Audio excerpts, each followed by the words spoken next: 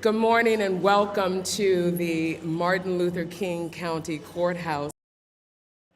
Good morning and welcome to the Martin Luther King County Courthouse. I'm Vivian Phillips, and it is such an honor for me to be here and to participate in this celebration. I'm a lifelong resident of King County, pretty much. I have a birthday coming up, and you know how usually you don't want to tell your age?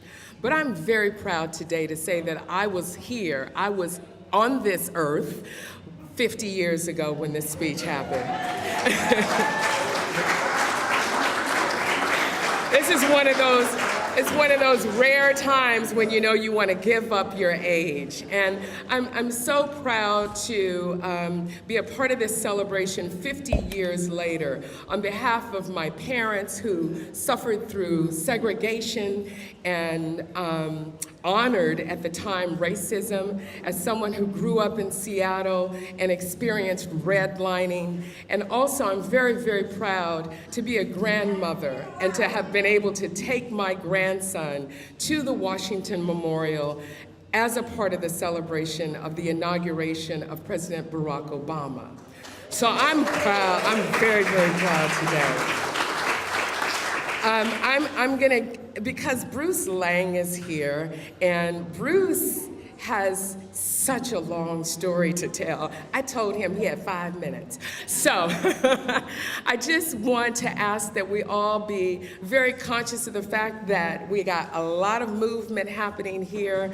It's not the greatest acoustics, so please, please do give your full attention to all of the speakers today. And it is my honor to introduce to you first the executive of Martin Luther King County, Dow Constantine.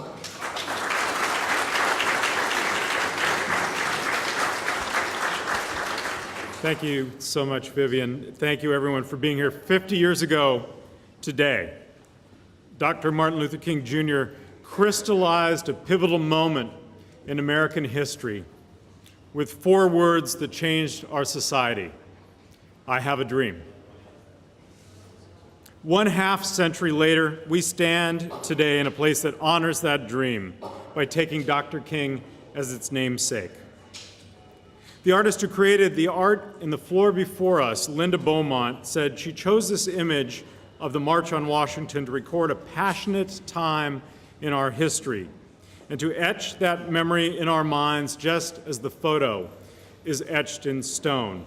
Linda has joined us for today's ceremony. Linda, thank you for your contribution to Martin Luther King County.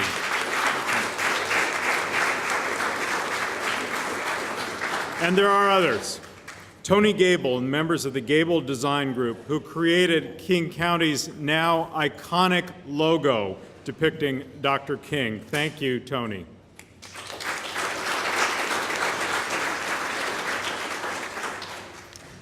And the Reverend Samuel McKinney, pastor emeritus of Mount Zion Baptist Church and college classmate of Dr. King, who invited him here for his only visit to King County in 1961, as I've told Reverend McKinney before, the week I was born.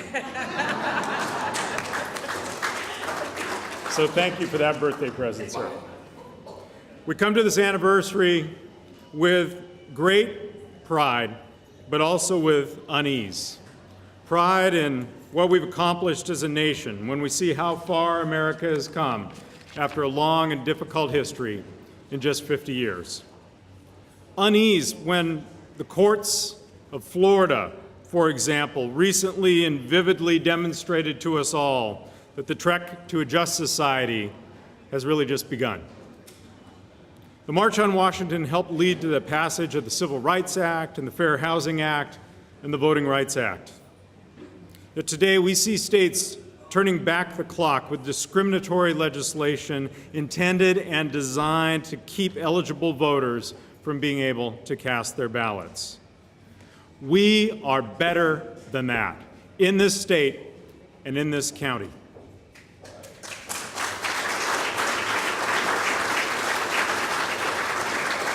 I am proud to serve as the executive of a county that rejects injustice and that affirms the rights of all people. and that actively pursues the ideal that people be judged not by the color of their skin, but by the content of their character. Here in King County, I am proud that we embrace equity and social justice to address structural racism, eliminate long-standing disparities, adopt policies and practices that ensure fairness and opportunity for all. And I'm proud that within our own strategic plan that informs everything we do here in King County, we have enshrined fairness and justice in our guiding principles. And I am proud that this fall our county will lead the way in enrolling uninsured residents in new, affordable health care so they can have the care they need to live healthier lives, because Dr. King's ministry was about racial bias in America. It was about racism, but it was also about poverty and a broader picture of what it means to be a just society. No matter where you started your march, no matter how difficult the journey, you're welcome in King County. 50 years after the March on Washington, in the county that bears his name and likeness, we are still striving to make Dr. King's dream a reality. But on this day, we rededicate ourselves to the task of creating a truly just society where every person has the opportunity to fulfill his or her potential on this earth. Thank you.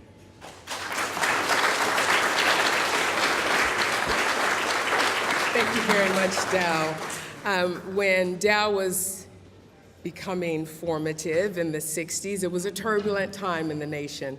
And it was turbulent also here in the city of Seattle, and it was transformed by the civil rights movement, as I'm sure we all know.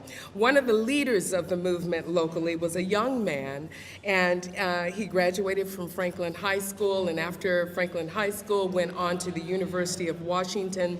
And he worked for a time with the disenfranchised in Harlem, came back to Seattle with, I believe, a renewed spirit for pushing towards freedom. And he was one of the founders of the University of Washington's Black Student Union.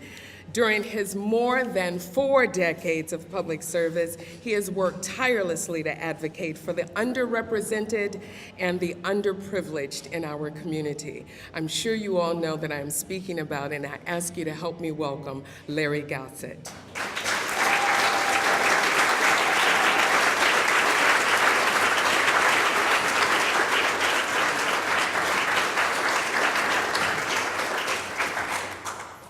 Thank you very much, Vivian. Like Vivian, I was born in Seattle, Washington, and this occasion is very, very meaningful to me and my family. The motivating force for my father coming up here in the summer of 1944 was he had just married my mother, and he was picking cotton, the only job he could get in East Texas. And he had picked 150 pounds of cotton in one day. Many of you have seen the movie The Butler, and there's a very similar scene as I'm about to describe. He should have been paid $1.50, Ms. Evans, for the work that he had done on this very hot day in East Texas. And the white man who was controlling the payment of the sharecroppers only gave him $1.25. And my daddy said, "This is not enough." And right away the white man looked at him and said, "Boy, that's all you're gonna get." And my father shared with us, he knew it was wrong, but he knew better than to say anything, because he could have been beaten, put in jail, or worse. So when he got home, he told my mother, "We got to get out of here." And there had been recruiters for various war industry up here in Seattle that he had seen literature from, and he immediately made plans to move to Seattle and did so. And I'm gonna give a little more specificity than Vivian did about her age. In 1963, in August of 28th, I had just a couple months before that, graduated from high school. So Dwight, some of y'all are going to be able to figure out my age. Like everyone in my family, we were extremely inspired by Martin Luther King's I Have a Dream speech, but also by the entirety of the civil rights movement that was fighting against the legacy of slavery and absolute racial segregation that continued to exist in this country 100 years after 1963. It's important that we're reminded on occasions like this, and I shared this with the County Council last Monday, that the same language that's in the 1964 Civil Rights Bill, which the March on Washington gave rise to and inspired and motivated President Kennedy to propose it and Johnson to get it done, President Johnson to get it done. The same language that's in the civil rights legislation was in the 14th Amendment 100 years before. Some of the same language that regardless of color in the United States of America, you as citizens should have your rights protected. African American people were told this in 1867 with the passage of the 14th Amendment, and then had to wait 100 years for the same language to be passed again, for it to begin to be reality. And then a year later, the 1965 Voting Rights Bill was passed, guaranteeing the majority of blacks for the first time in our entire country, because the majority of blacks still lived in the 13 southern states and could not vote, the right to vote. So the March on Washington was the impetus to this great movement for civil rights, and Martin Luther King's continuation of the movement to make America a truly democratic society by moving to break down barriers of segregation and racism in the North, and to fight for poor workers in Memphis, and to build the Poor People's Campaign was a continuation of our effort to make America truly a fair country as it relates to race and class, which both things he was committed to. I think we've, like every other speaker said, we made tremendous progress. We still have a long ways to go. It is my hope in closing that all of us in this room will be inspired by this particular event and the reminders that we are providing for you about the great work that the March on Washington has symbolized and continue to inspire, and that we rededicate our individual lives to continue to make in America what America is supposed to be. Thank you very much, Mr. Executive.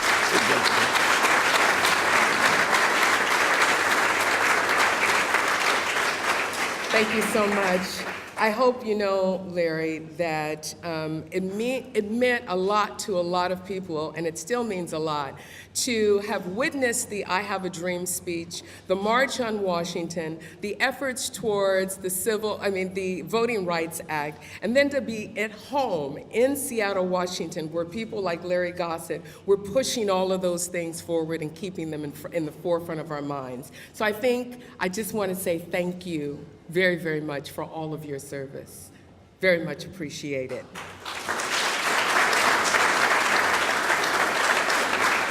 So it was in the 1980s, around the time of the 25th anniversary of the March on Washington, that the King County Council honored Dr. King by redesignating the county for the civil rights leader. And the effort, although it started then, it wasn't fully realized until 2006, when Governor Christine Gregoire signed a state law officially renaming King County for Dr. King. It moved from being named for William Duvain King, who was the family of slave owners, to being named for Dr. Martin Luther King, who was the descendant of slaves. Pretty significant.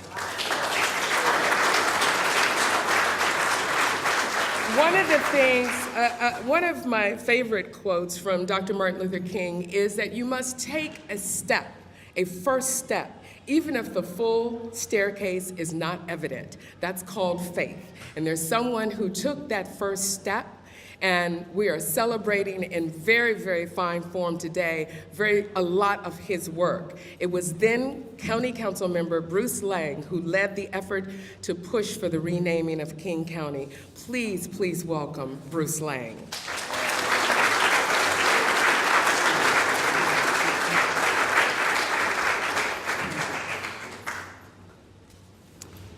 Well, as long as we're all sharing our antiquity,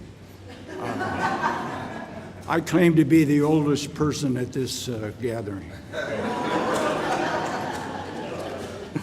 I was born in 1932 on Capitol Hill in Seattle. Oh, you're challenging me? You are. I think I have to bow to Dr. McKinney. If he's going to disclose his age, he'll have to do it on his own. I've been asked to give a little background on the lead up to the adoption of the King County motion that Vivian has described. In 1985, the year before the motion was adopted, Emmett Watson, a PI reporter and commentator, in anticipation of the first celebration of the Martin Luther King national holiday, wrote an article arguing that King County should change its name. And I read the article, and I was really intrigued by the concept. In 1985, Ron Sims was in his first year as a member of the King County Council. I was in the first year of my second term on the council. And at a committee of the whole meeting early in that year, Ron had shared his experiences growing up in Spokane as one of the few African American families in that city. Well, the combination of the article by Emmett Watson and reflecting on Ron's comments, I decided to go to Ron and propose that we join in the sponsorship of a motion to change the name of the county. And Ron was really enthusiastic, and he took the heavy load. His staff developed the specifics of the motion, and he was, in effect, the driving force from that point on as far as working the issue. We were a partisan council at that time, and I was a member of the Republican majority, and it was a 5-4 distribution, 5 Republicans, 4 Democrats.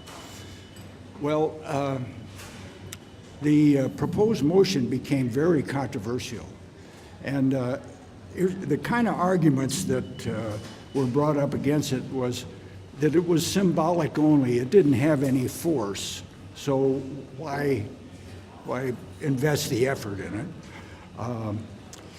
it? It slams Rufus King, who was a former vice president, and by implication, it casts a shadow on the many historical Americans who were also slave owners. And finally, there was an argument that there might be unknown costs involved and that we shouldn't take on that financial burden. Well, it became a partisan issue, and the proposal was ultimately adopted by the county council in February of 1986 by a 5-4 vote, 4 Democrats and 1 Republican.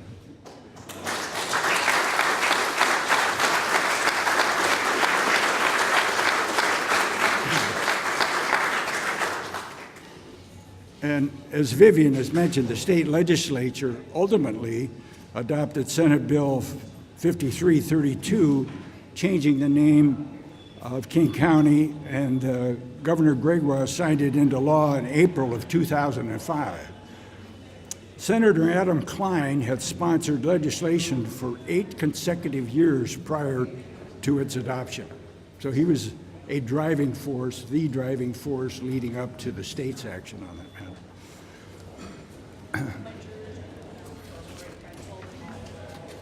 So I'm going to give you what I think in my mind is the kind of sequence of events that led up to this. In 1963, the Reverend Martin Luther King Jr.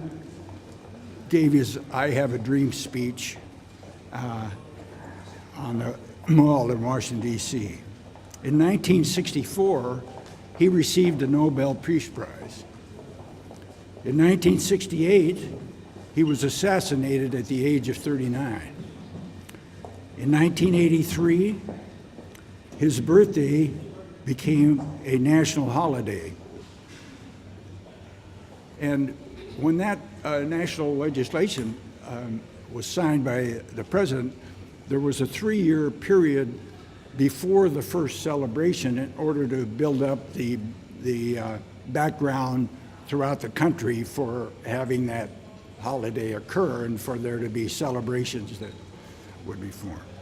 So that was the 1985 date, a year before that holiday was going to be celebrated in King County, that Emmett Watson wrote his article. In '86, the King County Council motion was adopted. And again, in 2005, the state legislation. So from the time of Martin Luther King holiday being first observed, there was an 18-year period until the motion was adopted by the council. And then there was a 19-year period before the state legislation was adopted. I guess I'm pointing this out is that nothing happens quickly in our society. The day before yesterday, I reread the Reverend Martin Luther King's I Have a Dream speech. And I mean, if you read that again, you realize what a magnificent speaker and leader Dr. King was. I mean, the arguments that he articulated in that speech and the basis for his pointing out the many atrocities that African Americans had suffered through time. I mean, it was a great exercise by in rhetoric by a master speaker. I've heard a lot of great speakers in my time. I think Ron Sims was an inspiring speaker. I think President Obama is one of the best orators as a president that I've heard. But the Reverend Martin Luther King, in my mind, was the greatest and most inspiring speaker I've ever heard.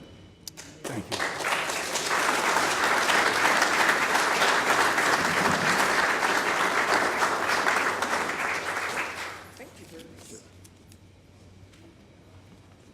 Thank you so much, Bruce. I think 50 years after the fact, so many more facts are starting to come out about the I Have a Dream speech. And I heard this morning it was 1,579 words that were all extemporaneous, and that Mahalia Jackson was standing just a couple of people away from Dr. King saying to him, "Tell him about the dream, Martin, tell him about the dream." And so that's how that all supposedly came. Now, I heard this on the news. I didn't read it on the internet because it would have been true for sure. But I heard this on the news this morning. I also just want to take a moment to recognize that we have a number of elected officials in the room. Thank you so very much, Dal, for giving me a short list, and I'm going to ask if other people are here, please step up. But I want to recognize John Urquhart, who is the sheriff. Also want to recognize Prosecutor Dan Satterberg. Presiding Judge Richard McDermott is here as well.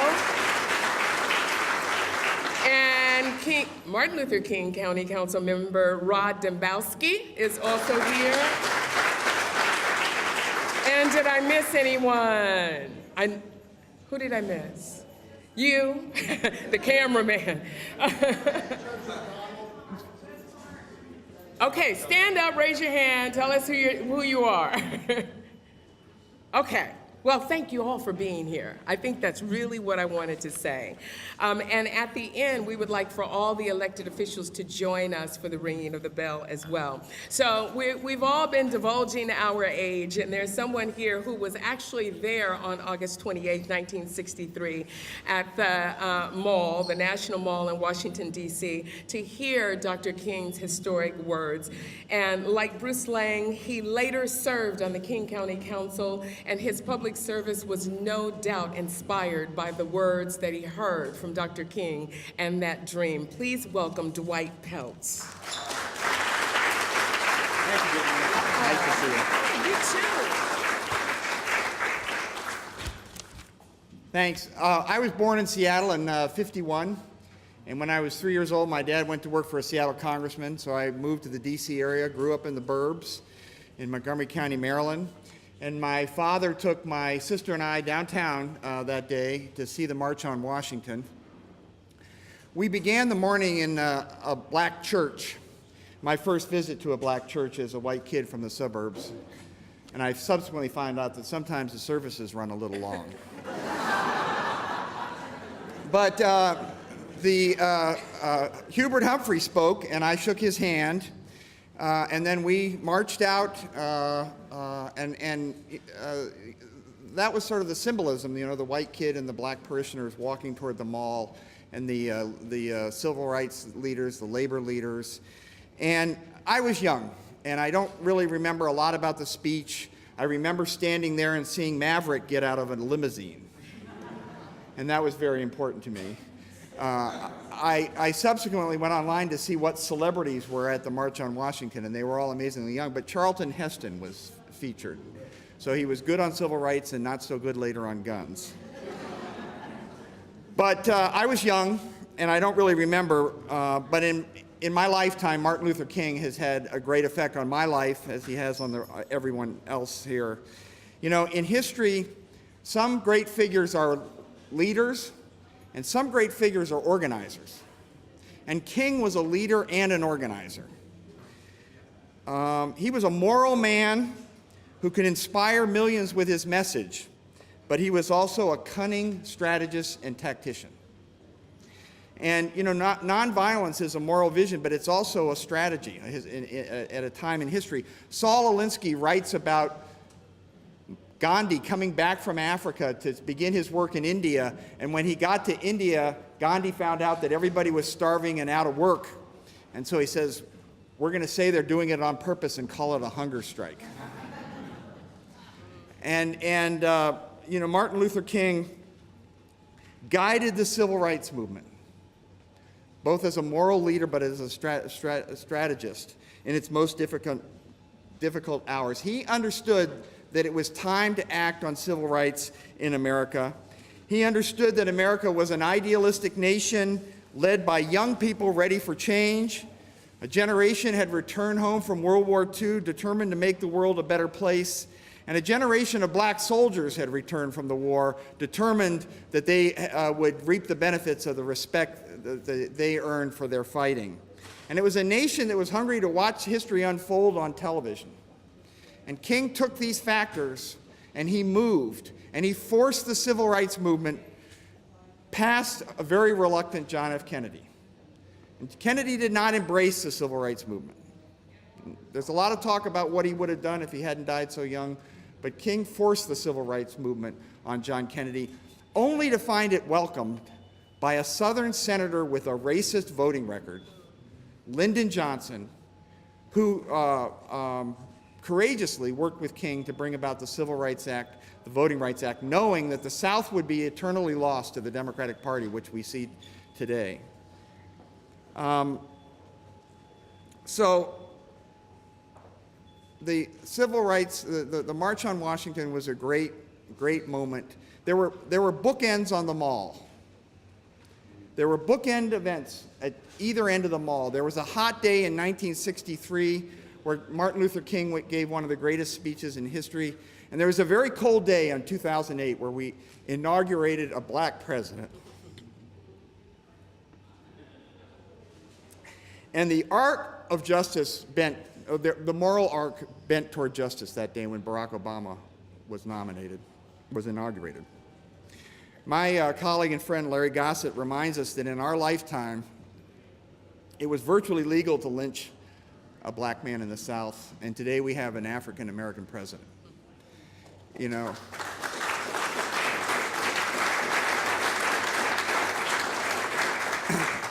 I know that we have a great deal more work to do, but I am proud of the progress that my nation has made on the matter of race in my lifetime. Thank you. Thank you so very much. One of the individuals, too, that we will see in the news a lot at this time is Representative John Lewis. And just as I was standing there listening to Dwight, it occurred to me that this is an act, but an action can be to find out more about what really was a part of that whole civil rights movement. So I encourage you to read publications by Representative John Lewis, who was there, particularly a book called In the Wake of the Wind. So that's my commercial for John Lewis. There are people like Dr. Martin Luther King whose legacy precedes them.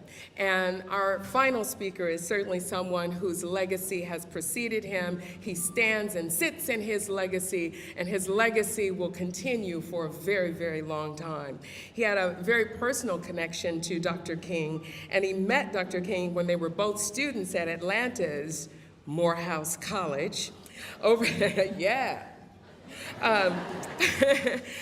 years, both men were in the forefront of the civil rights movement, leading their respective congregations and urging our nation along the path to equality.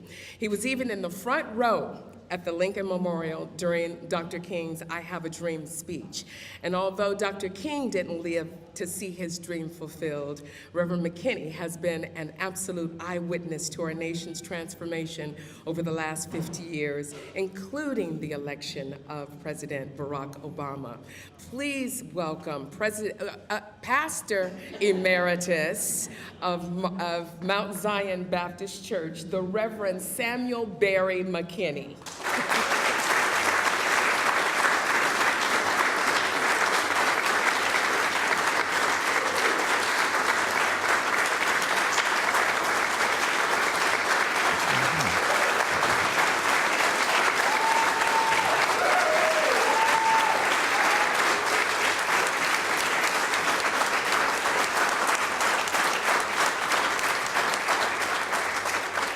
Thank you.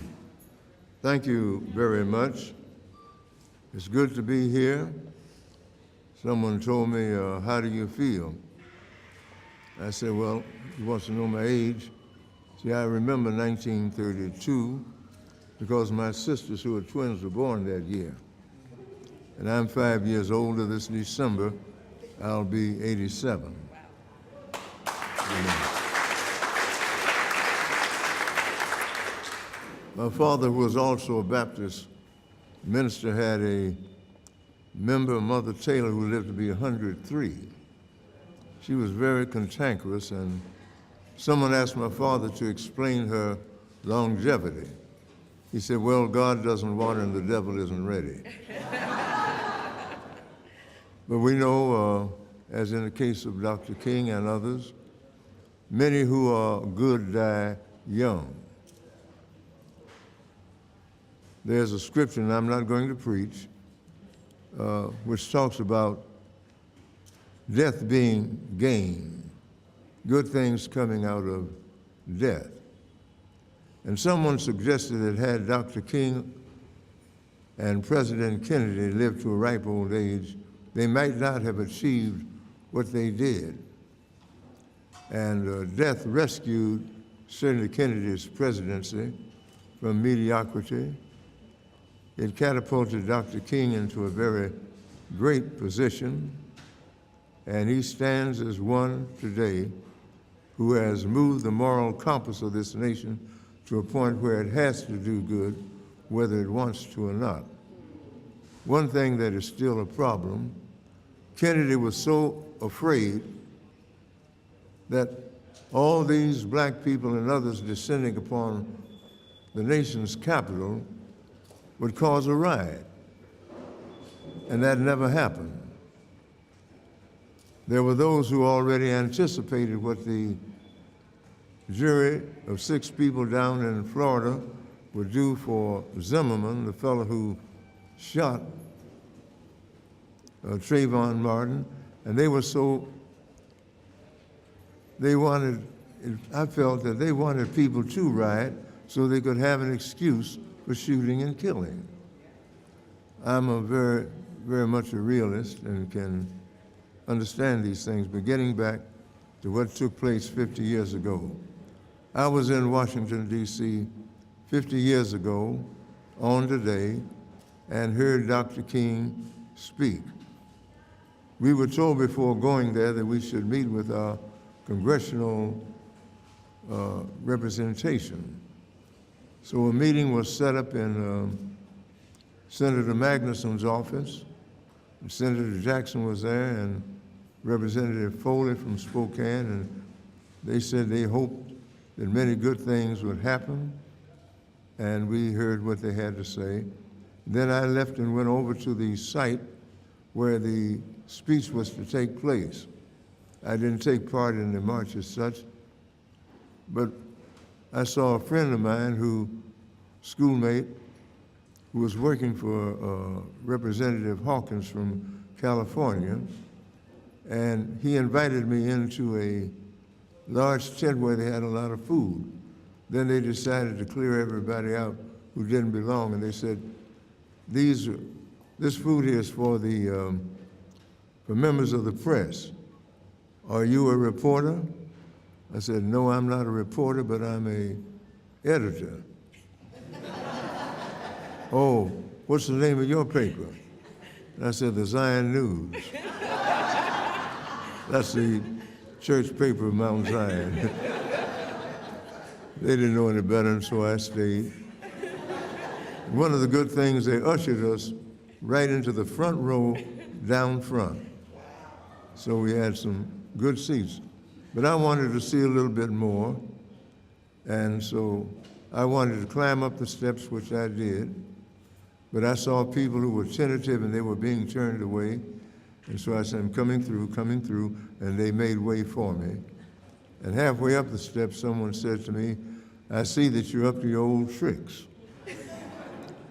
And I saw a fellow that I'd grown up with in Cleveland, Ohio, who worked with the state of Ohio in some form of police work, I'm not sure what it was, but people were brought from all around for purposes of security.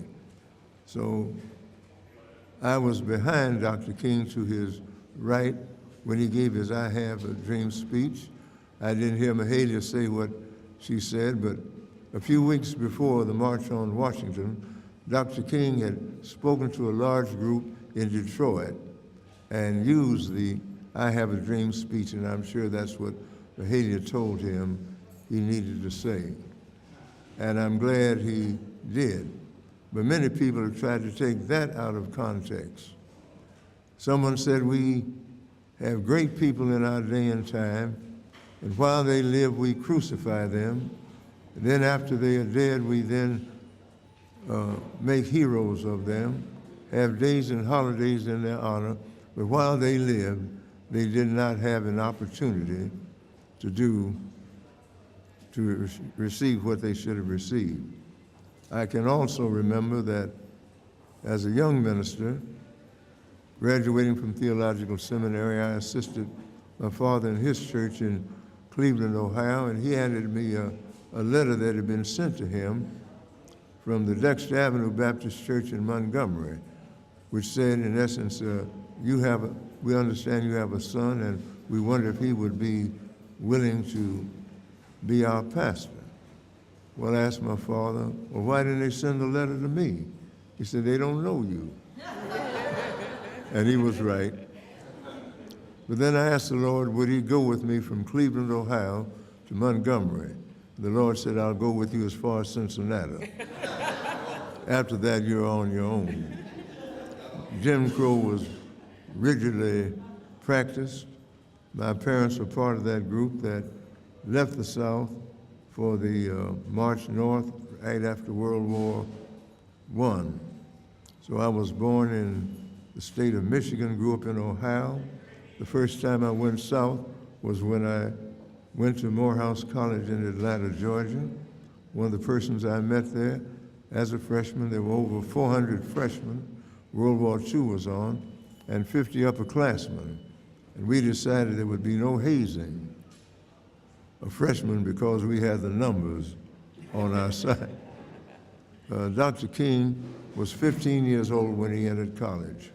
I'm not taking anything from him, but the state of Georgia came up with a novel idea at that time, and I've always wondered how many people in the South could come up with novel ideas such as calling black males 3/5 of a person, and they didn't know how to handle fractions mathematically.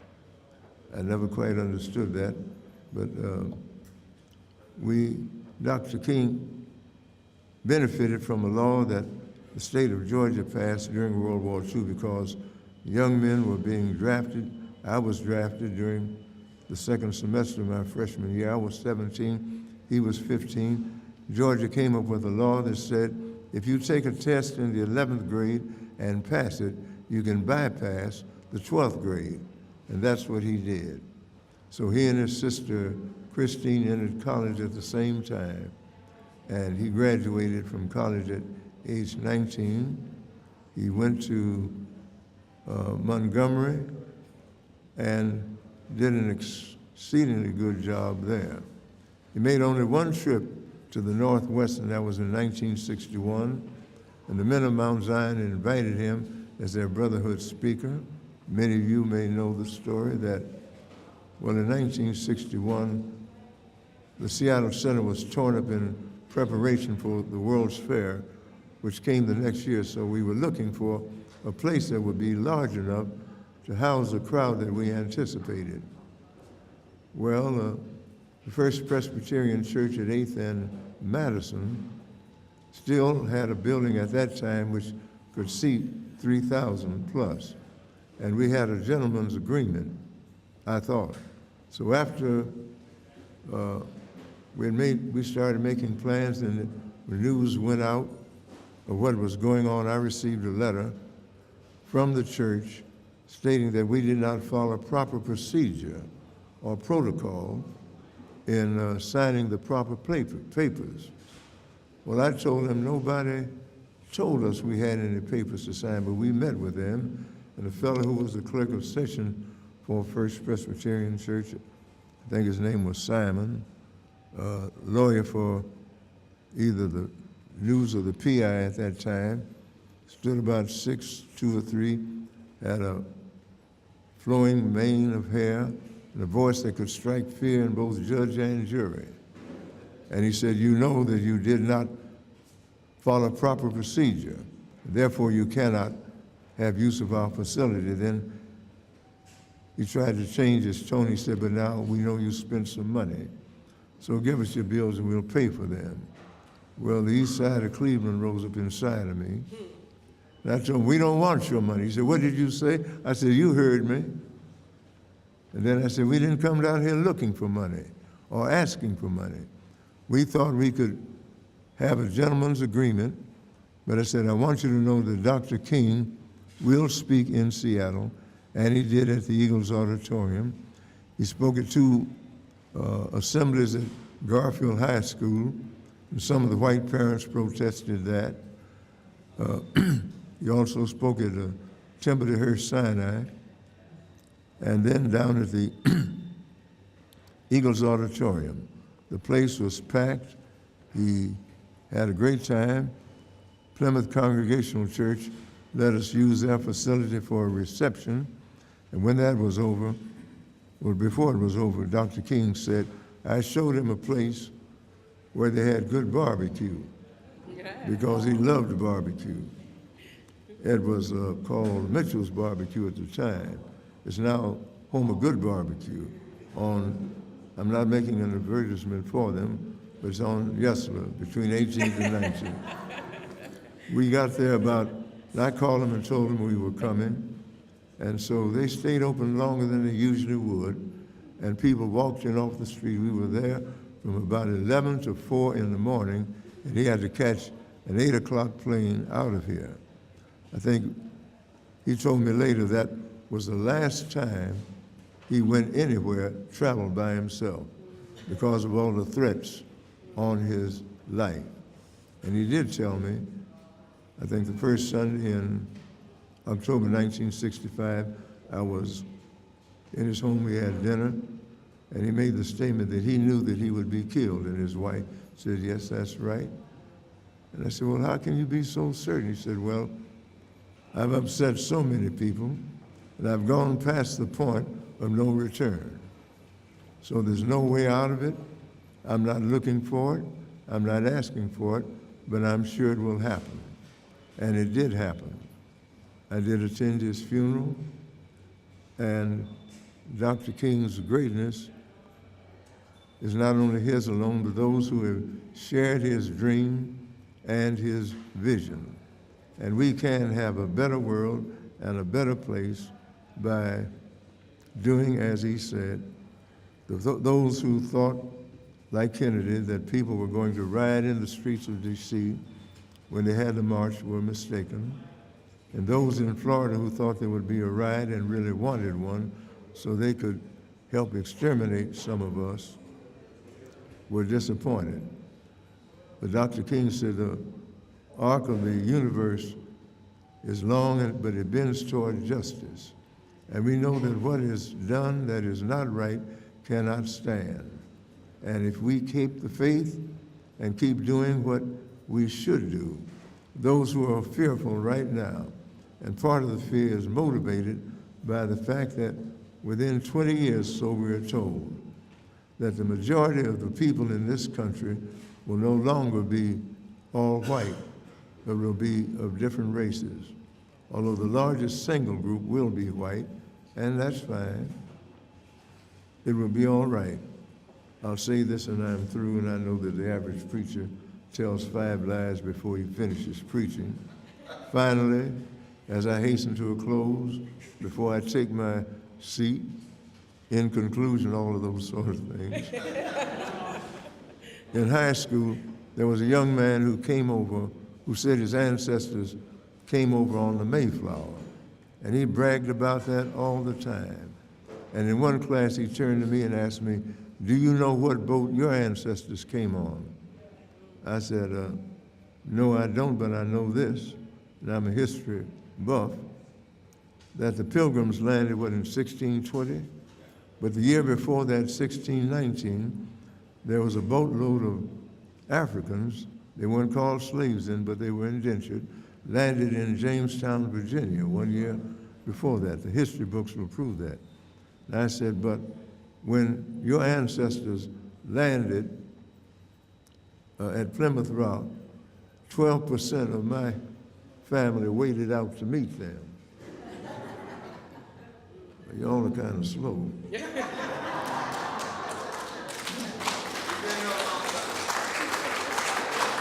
It simply says that a large number of African Americans have Native American blood flowing through them, and that is true. But it's good that we are here commemorating what Dr. King did, but we just can't stop with memory. Things have to go on. I'll say this and I'll really be through. Before I retired, in January 1998, I looked at my mail and I saw an envelope which said it was from the First Presbyterian Church. I threw it in a circular file, but then something told me to pick it up and look at it because it was not a label with my name, but it was typed. I opened it, and it was from the current pastor of the church at that time, and it simply said that over 37 years ago, a great injustice was done by our congregation to your church and your people, and I want to apologize for that. Well, I called him and asked him, would he be there so I could come down and talk with him? He said, I think you're a little older than I am, so I'll come up and see you. I told him, you know, there are a lot of white people that don't take this kind of attitude. They will say, my ancestors owned no slave, so I owe you nothing. I don't owe you anything for the years that you were enslaved. I don't owe you a thing. But he offered an apology, and an apology goes a long way. And if people would just say every now and then that I'm sorry, please forgive me, you'd be surprised what peace could take place and come about. We did reestablish contact with the congregation. I don't know what the relationship is now, but I'm happy that the brother did that and did it before I retired. So, as I would say on many Sundays, I'm not through, but I'm going to stop.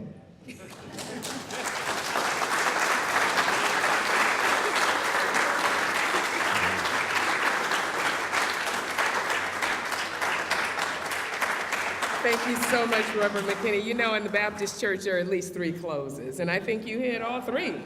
I think you hit all 3.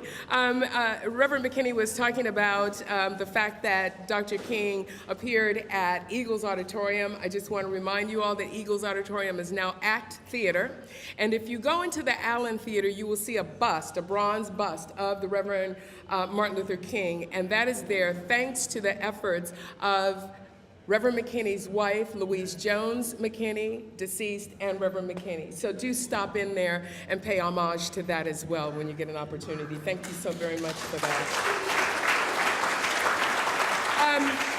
I know that earlier Dow recognized a couple of people, and I just want to be sure that I mention the artist who's responsible for this beautiful mosaic, Linda Beaumont.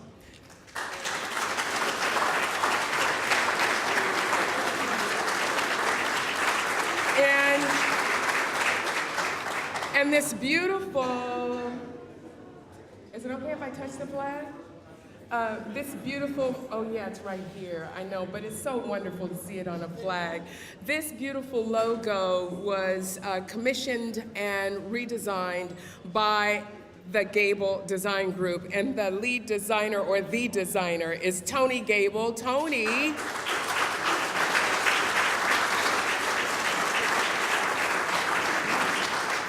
I have the honor of being on his design team. I'm not a designer, but he engaged me on his design team along with Sharon Maeda as well. So it's such an honor these many years afterwards to see that this logo is really being used.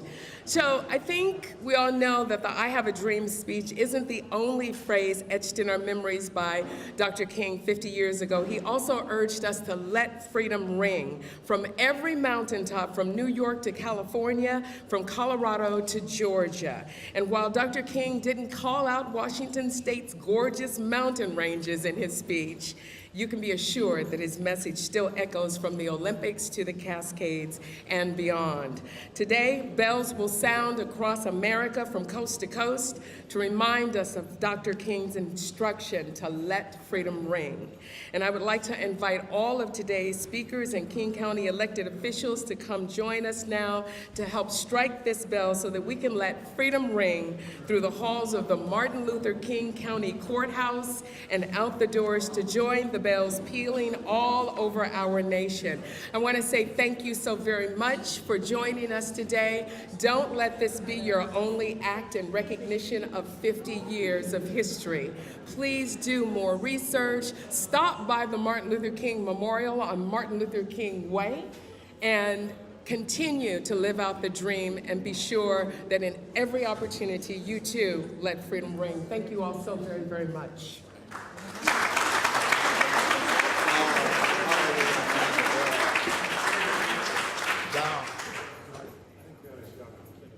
Okay. Yeah. Just ring.